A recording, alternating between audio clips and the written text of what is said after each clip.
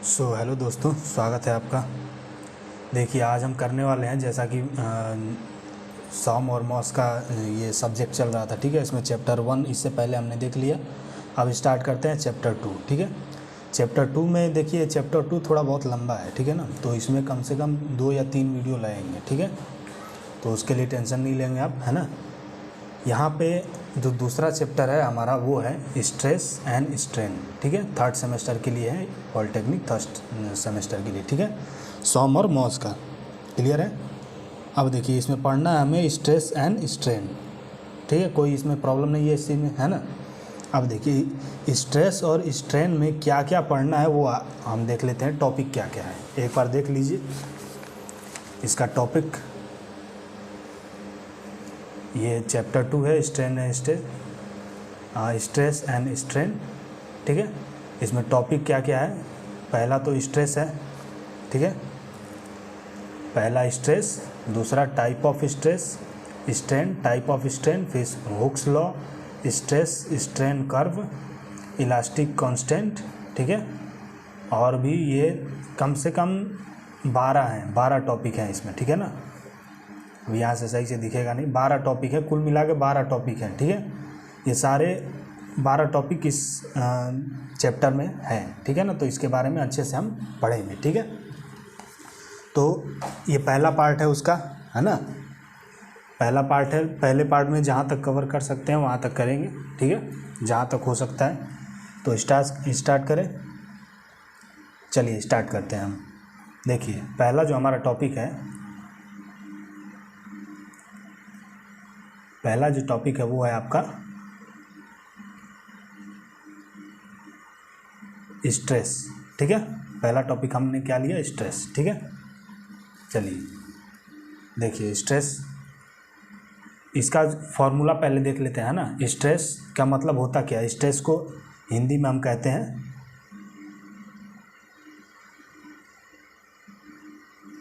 प्रतिबल, ठीक है। स्ट्रेस को हिंदी में क्या कहते हैं, प्रतिबल। प्रतिबल का मतलब कि एक साधारण अगर भाषा में समझना चाहें हम, तो कोई भी वस्तु है, ठीक है, कोई भी वस्तु है, ठीक है ना।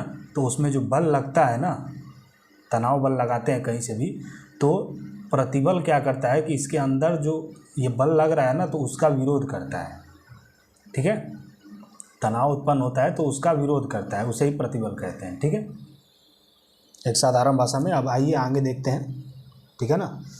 तो इसका जो फॉर्मूला है, प्रतिबल को हम दर्शाते हैं, इसको शायद टाउ कहते हैं ना। इसका जो फॉर्मूला आता है बल बटा क्षेत्रफल, लगाया गया बल बटा क्षेत्रफल, ठीक है। ये फॉर्मूला होता है, ये आप याद रखेंगे, क्योंकि इसमें देखिए ज़्यादातर न्यूमेरिकल्स ही है ना। तो फॉर्मूले को ही ज़्यादातर हम ध्यान में रख के आगे का काम करेंगे, ठीक है। कोई इसमें दिक्कत नहीं है। आइए अब समझते हैं इसे। देखिए, एक बार और यहाँ से थोड़ा सा अच्छे से लिख दे रहे हैं हम, है ना। स्ट्रेस बराबर लगाया गया फोर्स बटा में एरिया, ठीक है, यही चीज़ है ना। स्ट्रेस को इससे दर्शाते हैं, फोर्स को F और एरिया को A से, ठीक है। ये फार्मूला है, मेन फार्मूला ही है आपका, है ना। चलिए आगे देखें। आगे अगर हम बात करें कि स्ट्रेस है क्या, ठीक है, तो स्ट्रेस का मतलब होता है कि देखिए, पहले इसका डेफिनेशन समझ लेते हैं, है ना। स्ट्रेस का डेफिनेशन अगर आपको पता चल गया तो ज़्यादा इसमें समझाने की ज़रूरत नहीं पड़ेगी, ठीक है, तुरंत हो जाएगा इसका। ये पहले स्क्रीनशॉट ले लें इसका, ठीक है, हो गया। चलिए आप समझते हैं। जब किसी पदार्थ पर कोई बाहरी बल, ठीक है ना, बाहरी बल को हम इंग्लिश में क्या कहते हैं, एक्सटर्नल फोर्स, ठीक है। जब किसी पदार्थ पर कोई बाहरी बल लगाया जाता है तो पदार्थ के अणुओं द्वारा, ठीक है ना, जब किसी, मान लीजिए कोई पदार्थ है, ठीक है, पदार्थ है, पदार्थ पे जब बाहरी बल लगाया जाता है, ठीक है, कहीं से भी बाहरी बल अगर हम लगाते हैं पदार्थ पे, एक्सटर्नल फोर्स लगाते हैं, तो पदार्थ के अणुओं द्वारा, इसमें जो अणु हैं, ठीक है ना, पदार्थ के अणुओं द्वारा, ये सब अणु रहते हैं छोटे छोटे, ठीक है, पदार्थ के अणुओं द्वारा बाहरी बल के विरोध में जो आंतरिक प्रतिरोध, ये जो अणु होते हैं, अगर इस पर कोई फोर्स लगाया जाए तो ये अणु इस फोर्स का विरोध करते हैं, है ना। तो विरोध में जो आंतरिक प्रतिरोध बल उत्पन्न होता है उसे प्रतिबल कहते हैं। जब ये विरोध करते हैं, ये इधर से खींच रहा है और ये इसका विरोध में उल्टा खींचेंगे, ठीक है ना। तो जब ये इस बल का विरोध करके पीछे की तरफ खींचते हैं और ये आगे की तरफ खींच रहा है, ठीक है, तो इनके बीच में एक आंतरिक प्रतिरोध उत्पन्न होता है। प्रतिरोध का मतलब घर्षण, है ना, मतलब रोकता है, ठीक है, रोकता है। तो इसी रोकने की प्रक्रिया को ही हम प्रतिबल कहते हैं। बात समझ में आ गया? बहुत ही सिंपल सी चीज़ है ना, ज़्यादा कोई इसमें दिमाग यूज़ करने वाली चीज़ है नहीं, ठीक है। याद कर लें, जब किसी पदार्थ पर कोई बाहरी बल लगाया, एक्सटर्नल फोर्स यानी बाहरी बल लगाया जाता है, तो पदार्थ के अणुओं द्वारा बाहरी बल के विरोध में जो आंतरिक प्रतिरोध बल उत्पन्न होता है उसे प्रतिबल कहते हैं, ठीक है। यहाँ पे मैंने समझा भी दिया कैसे, ठीक है। अब दूसरा है कि एकांक क्षेत्रफल पर लगने वाले बल को प्रतिबल तीव्रता कहते हैं। एकांक क्षेत्रफल पर लगने वाले बल को प्रतिबल तीव्रता कहते हैं, ठीक है, ये याद कर लेंगे, ठीक है। एकांक क्षेत्रफल मतलब एक ही क्षेत्रफल पर अगर कोई बल लगे, एक ही साइड से कोई बल लगे तो उसे प्रतिबल तीव्रता कहते हैं, ठीक है। चलिए अब आगे देखें अगला टॉपिक। ये तो यहीं से ख़त्म हो गया, है ना, ज़्यादा कुछ था नहीं इसमें, बस स्ट्रेस का मतलब प्रतिबल होता है। स्ट्रेस के बारे में पढ़ा कि स्ट्रेस क्या है, कोई पदार्थ में के अणुओं द्वारा उस पर लगने वाले विरोध का जो उस पर लगने वाले बल का जो विरोध करता है उसे ही प्रतिबल कहते हैं, ठीक है। अब जो ये तो हमने स्ट्रेस देख लिया, अब देखेंगे स्ट्रेस के टाइप्स, ठीक है। स्ट्रेस के टाइप्स क्या क्या हैं। एक चीज़ और आप यहाँ पे समझ लें, ठीक है, जो प्रतिबल का मात्रक होता है वो न्यूटन प्रति मीटर स्क्वायर होता है, ठीक है, जिसे पास्कल भी कहते हैं। एसआई मात्रक क्या होता है, ये स्क्रीनशॉट ले लें इसका, ठीक है ना, इतने का पहले ले लिया। अब देखिए इसका मात्रक, जो प्रतिबल का मात्रक होता है वो न्यूटन प्रति मीटर स्क्वायर होता है, ठीक है, और इसे पास्कल भी कहते हैं। एसआई मात्रक होता है, ठीक है, पूछेगा एग्जाम में एसआई मात्रक, तो इसका पास्कल होता है, ठीक है, न्यूटन प्रति मीटर स्क्वायर। एक पास्कल बराबर 1 न्यूटन प्रति मीटर स्क्वायर होता है, ठीक है। ये इंपॉर्टेंट है, ये जो लगा है ना जहाँ पे, इसका मतलब ये वो इम्पॉर्टेंट है, वो आगे आने वाले सवाल में वो काम देगा, ठीक है। इतना बात क्लियर है। ले लिया आपने मेगा पास्कल, 1 मेगा पास्कल बराबर 1 MPa। मेगा पास्कल को ही 1 MPa कहते हैं, ठीक है, जिसका मान होता है 10/6 पास्कल, ठीक है।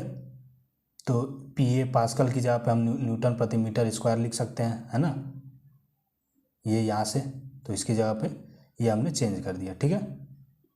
तो 10/6 न्यूटन प्रति मीटर स्क्वायर बराबर 10/6 न्यूटन प्रति 10/3 mm स्क्वायर, ठीक है। मीटर को mm में बदलेंगे तो 1 मीटर को mm में बदलेंगे तो 10 मिलीमीटर हो जाएगा, ठीक है। बात समझ में आ रही है? वैसे ही करना है, ठीक है। ये सारी चीज़ें ज़्यादातर मात्रक पूछेगा और ये पूछेगा, ठीक है ना, और इसका पास्कल में इसको मापते हैं, ये पूछेगा, ठीक है। अब आगे देखें, देखिए यहाँ पे भी है ना, क्या है यहाँ पे है आपका वही है कि 10/6, तो लास्ट में कट पीट के 1 न्यूटन प्रति mm स्क्वायर होता है, ठीक है ना। किसका मान है ये 1 MPa का मान है, ठीक है।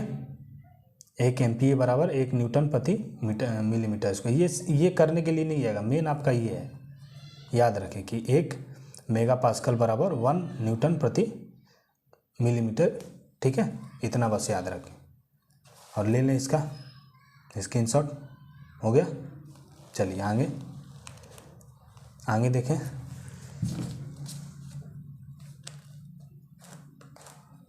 ठीक है, देखिए यहाँ पे गीगा पास्कल आ जाता है, ठीक है, गीगा पास्कल। इसका कहाँ पे यूज़ होता है वो हम बताएंगे, ठीक है ना, आगे। गीगा पास्कल, ठीक है। 1 गीगा पास्कल बराबर कितना होता है 10/9 पास्कल, ठीक है ना। गीगा पास्कल से पास्कल बड़ा है, ठीक है, अरे सॉरी, गीगा पास्कल पास्कल से बड़ा यूनिट है, ठीक है, राशि है, ठीक है ना। तो गीगा पास्कल को हम GPa से दर्शाते हैं, ठीक है। तो 1 गीगा पास्कल बराबर 10/9 पास्कल, ठीक है। तो 1 गीगा पास्कल बराबर 10/9 पास्कल के जगह पे हम न्यूटन प्रति मीटर स्क्वायर लिख सकते हैं, अभी ऊपर ही दिखाया था मैंने, है ना।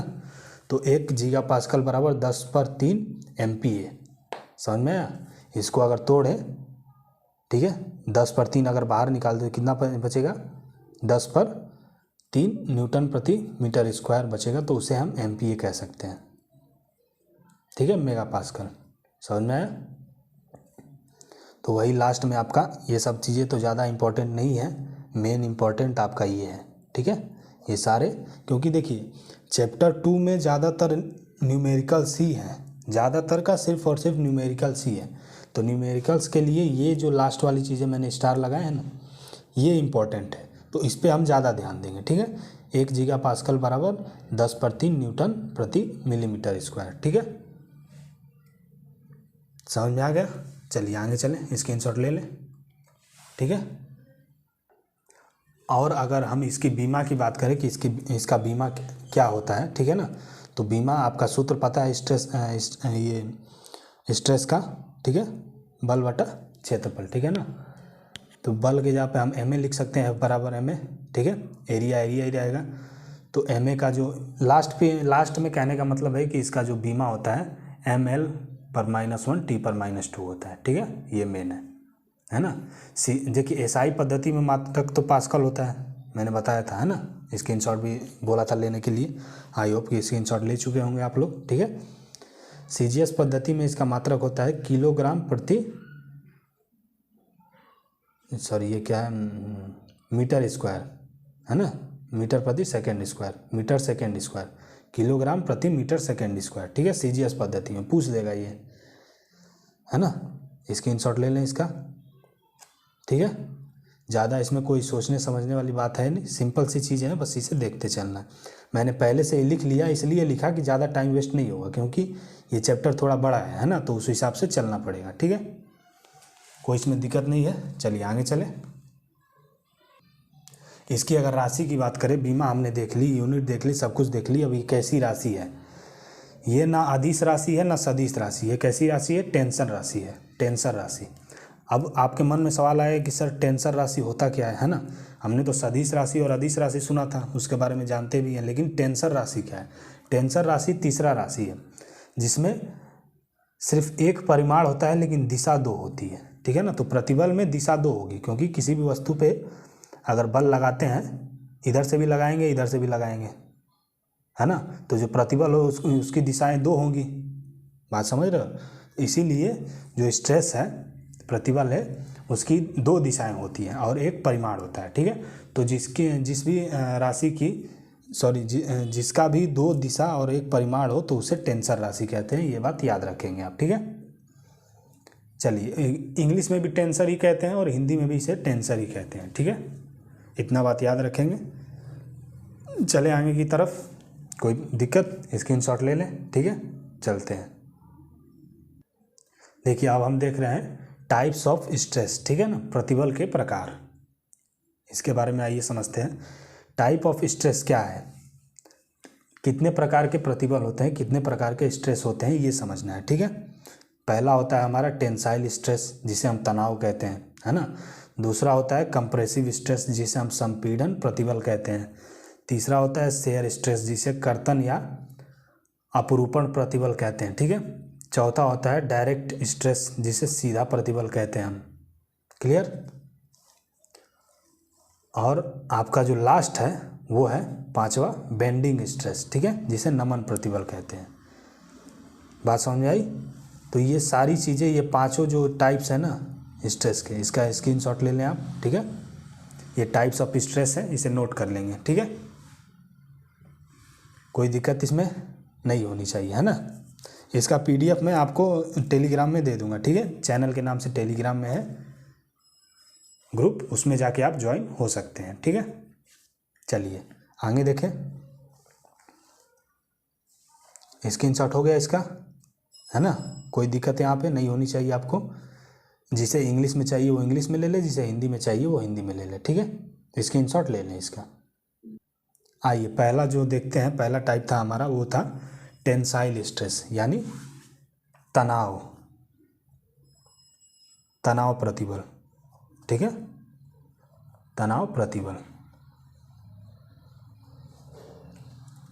इसे समझते हैं तो इसकी डेफिनेशन क्या होगी सिंपल लैंग्वेज में, जब वस्तु पर तनाव बल लगाकर, ठीक है, जब वस्तु पर तनाव बल लगाकर उसे खींचा जाता है तो इस तनाव बल के विरोध में उत्पन्न प्रतिबल तनाव प्रतिबल कहलाता है।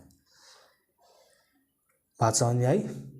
जब वस्तु पर तनाव बल लगाकर उसे खींचा जाता है ना, कोई वस्तु है, ठीक है, ये वस्तु है, इसे ही समझते हैं, ये वस्तु है, इस पर तनाव बल यानी दोनों तरफ से ऐसे ऐसे खींचे, इधर से भी इधर से भी, ठीक है, लगाकर खींचा जाता है तो इस तनाव के विरोध में अगर मैं इसमें खींच रहा हूँ तो ये खींचा नहीं, ये टूट नहीं रहा है। ये क्यों नहीं टूट रहा है ये? क्योंकि इसके अंदर का जो अणु है, ठीक है ना, वो मेरे दोनों साइड से खींचने के, मैं जो तनाव लगा रहा हूँ उस पर, उसका विरोध कर रहे हैं इसके अणु, इसीलिए इसे अलग नहीं होने दे रहे हैं। कौन नहीं होने दे रहा अलग? इसमें जो अणु है वो इसे अलग नहीं होने दे रहे हैं, है ना। तो वही चीज़ यहाँ पे कह रहा है कि विरोध में उत्पन्न प्रतिबल, जो यहाँ पे प्रतिबल उत्पन्न हो रहा है अणुओं द्वारा, प्रतिबल जो उत्पन्न कर रहे हैं उसे ही हम तनाव प्रतिबल कहते हैं। क्लियर है? कोई दिक्कत नहीं होनी चाहिए, है ना। सिंपल लैंग्वेज में समझा रहा हूँ, कोई बहुत बड़ा नहीं ये करके नहीं आपको पढ़ा रहा हूँ, ठीक है। और पहले से ही मैं लिख दे रहा हूँ ताकि आपको ज़्यादा मतलब ये ना करना पड़े, है ना, तो ज़्यादा टाइम पास होगा। वैसे ही ये बहुत ही बड़ा चैप्टर है, समझ रहे हो ना आप। चलिए आगे चले। देखिए पहले टाइप का जो हमारा स्ट्रेस था वो तो ख़त्म हो गया। दूसरा हमारा आया है कौन सा? कंप्रेसिव स्ट्रेस, ठीक है। इसका जो डेफिनेशन है वो भी है, पहले ये समझ लें आप। कंप्रेसिव स्ट्रेस को हम सी है ना, स्ट्रेस को तो इससे दर्शाते हैं, ये आपको पता है, ठीक है। स्ट्रेस को इससे दर्शाते हैं, है ना, स्ट्रेस को इससे दर्शाते हैं, लेकिन कंप्रेसिव स्ट्रेस है इसीलिए सी लगा दिए ताकि ये देख के ही समझ में, सी देख के आ जाए कि समझ में आ जाए कि कंप्रेसिव स्ट्रेस है, ठीक है। इसका जो फॉर्मूला होता है वो T/A होता है ना। स्ट्रेस का फॉर्मूला क्या होता है? F/A, ठीक है। लेकिन कंप्रेसिव स्ट्रेस का फॉर्मूला क्या होता है? T/A। कंप्रेसिव स्ट्रेस को हम कहते हैं संपीड़न प्रतिबल, ठीक है। कंप्रेसिव का मतलब होता है दबाना, जैसे तनाव लगाते हैं तो दोनों साइड से ऐसे खींचते हैं, है ना। लेकिन कंप्रेसिव का मतलब होता है कि दोनों साइड से दबाना, ठीक है, इधर से भी और इधर से भी। अब इसके आगे समझते हैं, ठीक है। ये तो फॉर्मूला याद रख लें, स्क्रीनशॉट ले लें, ठीक है। देखिए अगर उसके हम डेफिनेशन की बात करें, कंप्रेसिव स्ट्रेस के डेफिनेशन की, जिसका इससे पहले हमने ये किया था ना, देखा था इसका फॉर्मूला, और वो अगर हम कंप्रेसिव स्ट्रेस के डेफिनेशन की बात करें, परिभाषा की बात करें, तो इसकी परिभाषा होगी जब वस्तु पर संपीड़न बल लगाकर उसे दबाया जाता है। संपीड़न मतलब कि जैसे ये वस्तु है ना, वस्तु है, संपीड़न मतलब कि ऐसे एक खींचना होता है, ये तनाव हो गया, ठीक है। संपीड़न का मतलब दोनों साइड से दबाना, ऐसे, ठीक है ना, ऐसे दोनों साइड से दबाना, ठीक है। तो इस संपीड़न बल के विरोध में उत्पन्न प्रतिबल संपीड़न प्रतिबल कहलाता है। जैसे ऐसे अगर तनाव बल लगा के खींच रहे हैं तो इस टाइम पे जो इस पेन का जो अंदर अणु है वो खींचने के मेरे इसको तोड़ने का विरोध कर रहा है, ठीक है ना, तो उसे हम ये कहते हैं तनाव प्रतिबल कहते हैं, ठीक है। अगर ऐसे दोनों साइड से दबाएं तो ये दबाने का जो इसमें अणु है ये दबने नहीं दे रहा है इसे, है ना, दबने नहीं दे रहा है। तो क्यों नहीं दबने दे रहा है? क्योंकि मेरे दोनों साइड से प्रेस करने को, जो मैं दोनों साइड से प्रेस कर रहा हूँ इसे, ठीक है ना, वो इसके अंदर का जो अणु है वो दोनों साइड से दबाने का विरोध कर रहा है, ठीक है। तो जहाँ पे दोनों साइड से दबाने का विरोध करे वहाँ क्या होता है आपका संपीड़न प्रतिबल, ठीक है। इसे ही हम कहते हैं कंप्रेसिव स्ट्रेस इंग्लिश में। समझ में आ गया? ये था दूसरा, स्क्रीनशॉट ले लें इसका, ठीक है। अब चले आगे, देखते हैं आगे वाला।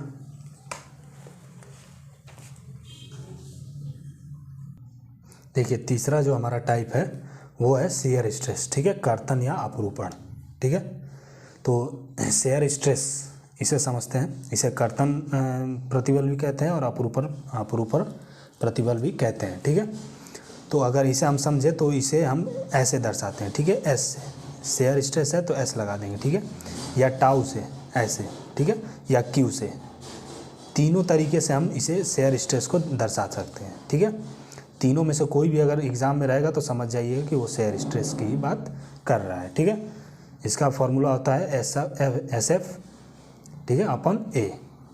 बात समझिए, एस एफ क्या है वो मैं अभी समझा रहा हूँ, ठीक है ना। एस एफ क्या है उसके बारे में अभी। एस एफ आपका शेयर फोर्स है।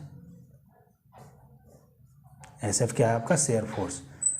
शेयर फोर्स क्या होता है? शेयर फोर्स होता है स्पर्श रेखीय बल जहाँ लगता है, ठीक है ना, वही शेयर फोर्स उत्पन्न होता है। बात समझ आई?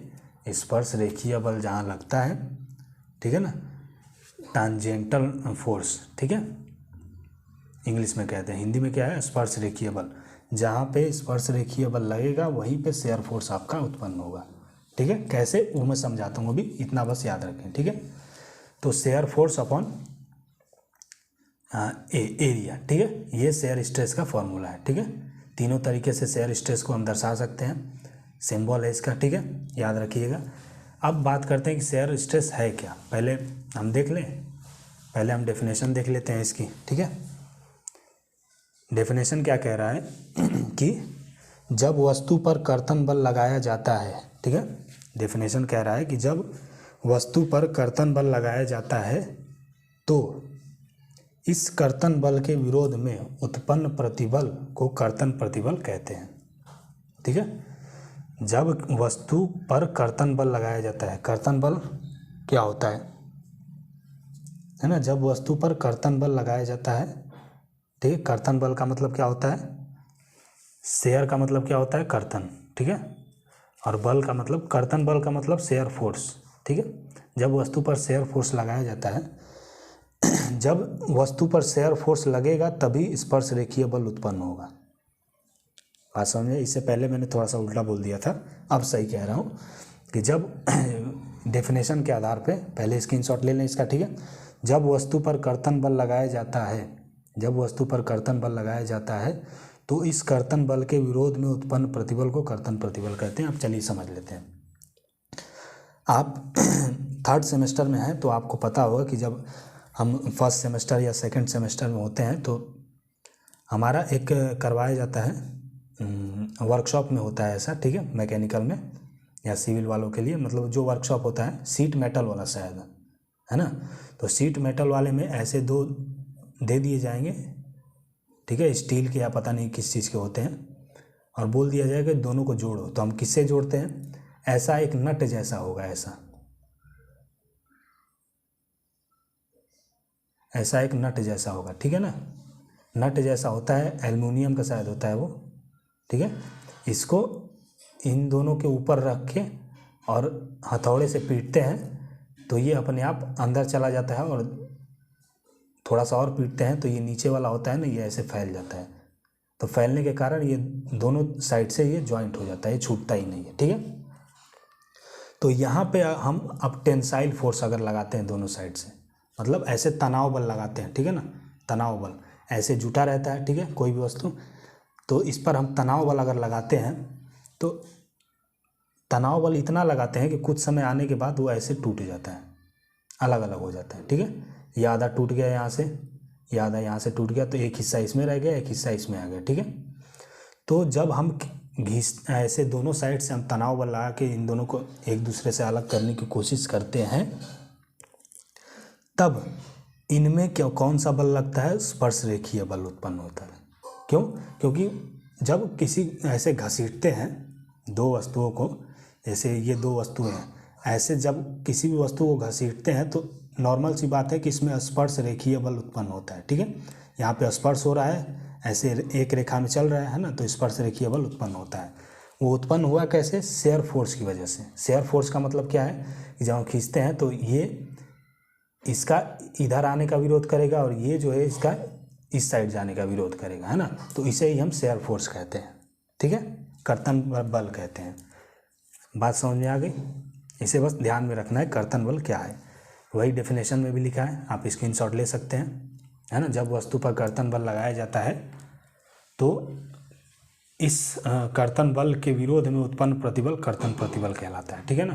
जो विरोध कर रहा है, जब ऐसे खींचते हैं तो विरोध होता है ना कि नहीं भैया हम छूटेंगे नहीं, फिर भी हम ज़बरदस्ती खींच के इसे तोड़ देते हैं, तो जो विरोध हो रहा है उसे ही हम कहते हैं कर्तन प्रतिबल, ठीक है, इतनी चीज़ें याद रखिए, है ना। और कर्तन प्रतिबल का फॉर्मूला यहाँ पे मैंने बताया है ना। कर्तन बल का फॉर्मूला यहाँ पे मैंने बताया, इसे ध्यान में रखेंगे, ठीक है। कर्तन बल को इससे भी दर्शा सकते हैं, इससे भी दर्शा सकते हैं, इससे भी दर्शा सकते हैं। इसका फॉर्मूला क्या है? शेयर फोर्स अपन एरिया, ठीक है। कर्तन बल बटा में क्षेत्रफल, ठीक है।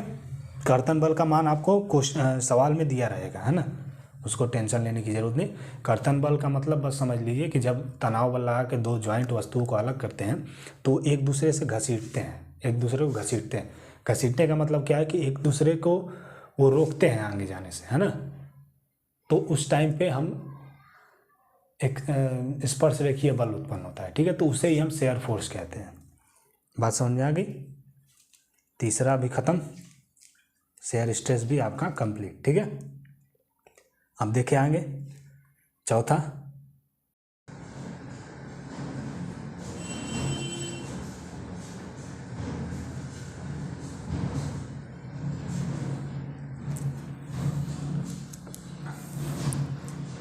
देखिए चौथा टाइप हमारा क्या है?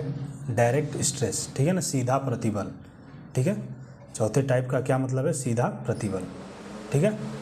तो यहाँ पे अब देखिए सीधा प्रतिबल, सीधा प्रतिबल से तो आप तुरंत समझ जा रहे हैं ना, सीधा प्रतिबल, है ना। तो एक तरह से तो थोड़ा सा ये डिफाइन हो ही गया है कि सीधा प्रतिबल क्या होता है। एक बार समझ लेते हैं डेफिनेशन इसका। देखिए क्या है परिभाषा? अक्षीय तनाव, ठीक है, एक्साइल टेंशन। डायरेक्ट स्ट्रेस क्या कहते हैं? उसे अक्षीय तनाव कहते हैं, ठीक है। देखिए अक्षीय संपीड़न भार, ठीक है ना, अक्षीय संपीड़न भार सीधे भार कहलाता है। जब किसी वस्तु पर डायरेक्ट भार कार्य करता है तो इसके विरोध के लिए जो प्रतिबल उत्पन्न होता है उसे डायरेक्ट स्ट्रेस कहते हैं, ठीक है। कहने का मतलब है सीधा भार। अगर समझने की कोशिश करें, पहले स्क्रीनशॉट ले लें इसका, ठीक है, स्क्रीनशॉट ले लें आप, है ना।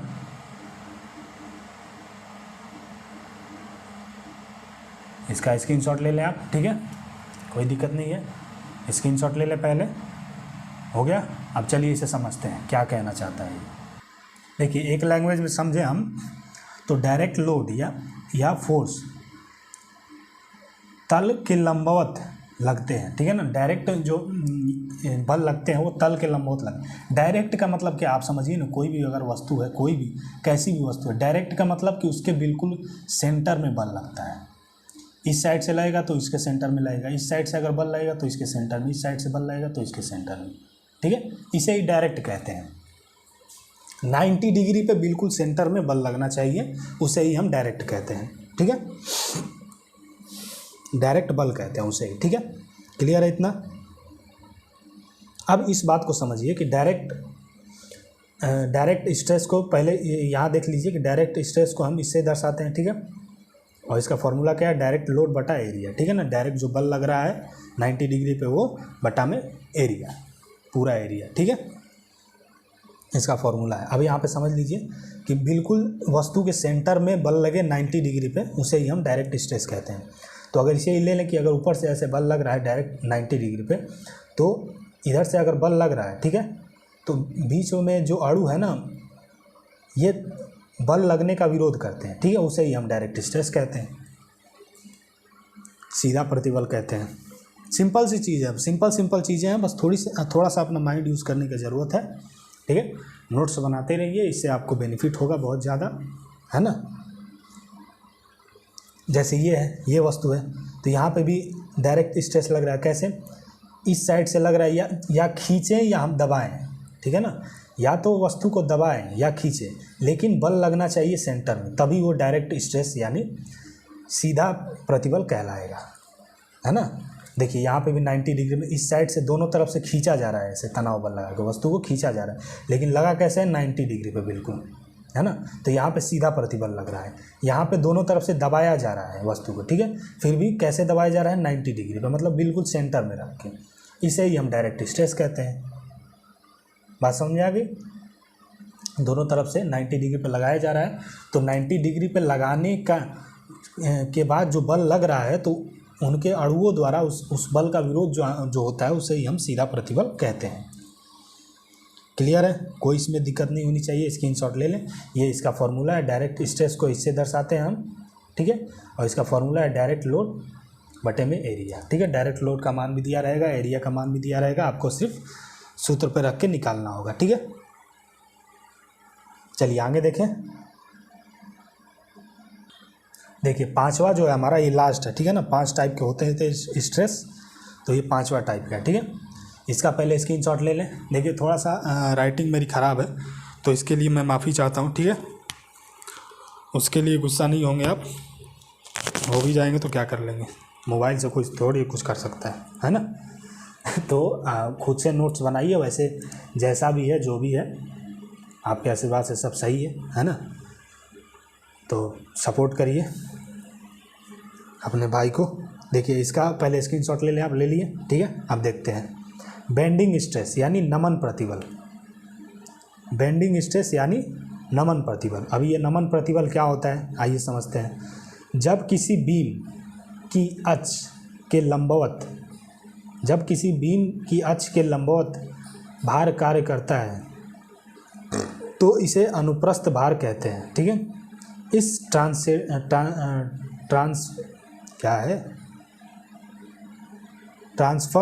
ट्रांसवर्स लोड के कारण बीम का झुकाव या नमन होता है, ठीक है। इसका विरोध करने के लिए बीम के अंदर से जो स्ट्रेस उत्पन्न होता है उसे बेंडिंग स्ट्रेस कहते हैं। ये पहले आप परिभाषा एक बार दिखा दे रहा हूँ, फिर समझाऊंगा तो परिभाषा भी आपको समझ में आ जाएगा, ठीक है। क्या है इसमें, ये है, ठीक है। इसका मतलब क्या है, इसका मतलब ये है कि अगर कोई वस्तु है जिसे ऊपर से हम बल लगा रहे हैं, ठीक है। कोई वस्तु है जिसे ऊपर से बिल्कुल सेंटर में बल लगा रहे हैं हम, ठीक है। तो इसके बल लगाने से ये थोड़ा सा वस्तु नाजुक है, ठीक है ना। तो ये नीचे ऐसे मुड़ जा रहा है, ठीक है। ये सीधा था, ऊपर से बल लगा रहे हैं तो नीचे से ऐसे मुड़ जा रहा है, या कह लीजिए ऊपर से मुड़ जा रहा है, मतलब चाप के रूप में बदल जा रहा है थोड़ा सा, है ना, टेंशन लगाने से। ये देखिए नीचे ये भी हो गया ऐसे, है ना, दबाने से, किसी वस्तु को दबाने से। तो इस टाइम पे जो अणु, इसके अंदर के अणु होते हैं, इस बल का विरोध करते हैं अंदर से, अंदर जो तनाव बल उत्पन्न हो रहा है करने से, वही आपका बेंडिंग स्ट्रेस कहलाता है। क्लियर है, इसमें कोई प्रॉब्लम नहीं होनी चाहिए यार। ये तो अब इससे डायग्राम बना के भी दिखा दिया तो इससे समझ में आ जाना चाहिए आपको, है ना। तो इसमें कोई प्रॉब्लम नहीं होनी चाहिए आपको, समझ रहे हो बात। जब कोई वस्तु रखा हो, ऊपर से सेंटर में अगर उस पर दबाव डालते हैं तो वो अंदर से ऐसे चाप के रूप में हो जाता है, ठीक है ना। अंदर से या बाहर से कहीं से भी चाप के रूप में हो जाता है वो। तो उस टाइम पे जो वस्तु के अणु अंदर से जो विरोध कर रहे हैं, जिसके कारण वस्तु के अंदर एक तनाव बल उत्पन्न हो रहा है, प्रतिबल उत्पन्न हो रहा है, तो उसे हम कहते हैं बेंडिंग स्ट्रेस यानी नमन प्रतिबल। इतना याद रखें, ठीक है। स्क्रीनशॉट ले लिया आपने, स्क्रीनशॉट ले लें इसका, ठीक है। आइए अब देखते हैं इसका क्या। देखिए ये फॉर्मूला है, ठीक है ना। जो बेंडिंग स्ट्रेस है, नमन प्रतिबल है, वो मैक्सिमम कैसे निकलेगा और उसका मिनिमम कैसे निकलेगा, ये पढ़ ले पहले, नोट है ये, ठीक है। जब किसी कॉलम पर उत्केंद्रित भार कार्य करता है, उत्केंद्रित मतलब कि ऊपर से, जब किसी कॉलम पर ऊपर से केंद्र में जब बल लगाया जाता है, ठीक है ना, तो उसे उत्केंद्रित कहते हैं, ठीक है। ऊपर से ऐसे केंद्र में, किसी वस्तु के ऊपर से केंद्र में बल लगाया जाता है तो उसे उत्केंद्रित भार कार्य करता है, ऐसा कहते हैं, ठीक है। तो कॉलम का झुकाव होता है जिससे डायरेक्ट बेंडिंग दोनों स्ट्रेस उत्पन्न होता है, ठीक है। कहने का मतलब है जब कोई, इससे पहले हमने पढ़ा था डायरेक्ट स्ट्रेस। डायरेक्ट स्ट्रेस में भी यही देखा था कि जैसे, डायरेक्ट स्ट्रेस में भी यही देखा था कि जैसे ये वस्तु है, ठीक है। ये कैमरे का डब्बा है जो मंगाया था मैंने, सॉरी कैमरे का कह रहे हैं, ये माइक का, ठीक है ना। तो अगर इस पर से ऐसे अब बल हम इस बिल्कुल सेंटर में लगाते हैं तो ये बेंड हो रहा है नीचे की तरफ, है ना। इसे ही जो बेंड हो रहा है ना, इस टाइम पे जो इसके अंदर जो प्रतिबल उत्पन्न हो रहा है उसे ही हम बेंडिंग स्ट्रेस कहते हैं, ठीक है। लेकिन यहाँ पे सोचने वाली बात यह है कि ऊपर से सेंटर में बल लगाया जा रहा है, तो जब सेंटर में बल लगता है तो वो सीधा प्रतिबल भी वहाँ पे उत्पन्न होता है ना, क्योंकि सीधा प्रतिबल को भी हमने उसकी डेफिनेशन पढ़ी थी, वो उसमें भी यही बात कही गई थी, है ना, कि ऊपर से 90 डिग्री पे बिल्कुल सेंटर में बल लगता है, और वही सेंटर में बल यहाँ पे भी लग रहा है बेंडिंग स्ट्रेस में भी, ठीक है। तो यहाँ पे दोनों बल उत्पन्न होंगे, डायरेक्ट स्ट्रेस भी उत्पन्न होगा और बेंडिंग स्ट्रेस भी उत्पन्न होगा, ठीक है। तो उसे ही निकालना है कि मैक्सिमम कितना उत्पन्न हो रहा है और मिनिमम कितना उत्पन्न हो रहा है, ठीक है ना। तो डायरेक्ट जो स्ट्रेस होगा उसमें अगर बेंडिंग स्ट्रेस को जोड़ देंगे तो हमारा मैक्सिमम स्ट्रेस निकल जाएगा, कि मैक्सिमम दोनों को मिला के कितना स्ट्रेस निकल रहा है टोटल, तो इस फॉर्मूले से निकलेगा, ठीक है। Direct stress plus bending stress दोनों को जोड़ेंगे तो उस वस्तु पे कितना प्रतिबल उत्पन्न हो रहा है वो पता चल जाएगा, ठीक है। अगर कम से कम कितना लग रहा है वो पता करना है तो सिंपल हम डायरेक्ट स्ट्रेस में से माइनस बेंडिंग स्ट्रेस कर देंगे तो मिनिमम निकल जाएगा। समझ में आया बात? क्लियर है? एक बार वीडियो को ये करके भी दोबारा देख सकते हैं, ठीक है। पॉज करके पीछे करके दोबारा देख लीजिए। तो आज इतना ही रहने देते हैं ना, 1 घंटे की क्लास हो गई, ठीक है। अगले वीडियो में ऐसे ही नोट्स में लिख के लाऊंगा और आपको सामने ज़्यादा टाइम पास नहीं करूँगा, है ना, सीधा रखूँगा और आपको समझा दूँगा, ठीक है। स्क्रीनशॉट ले लें, मिलते हैं अगले वीडियो में। और मैथ की भी क्लासेस चल रही हैं, ठीक है ना, इसी चैनल पे, ठीक है। तो जुड़े रहिए, आपके लिए फ़ायदेमंद है। मिलते हैं अगले वीडियो में, तब तक के लिए टाटा बाय बाय।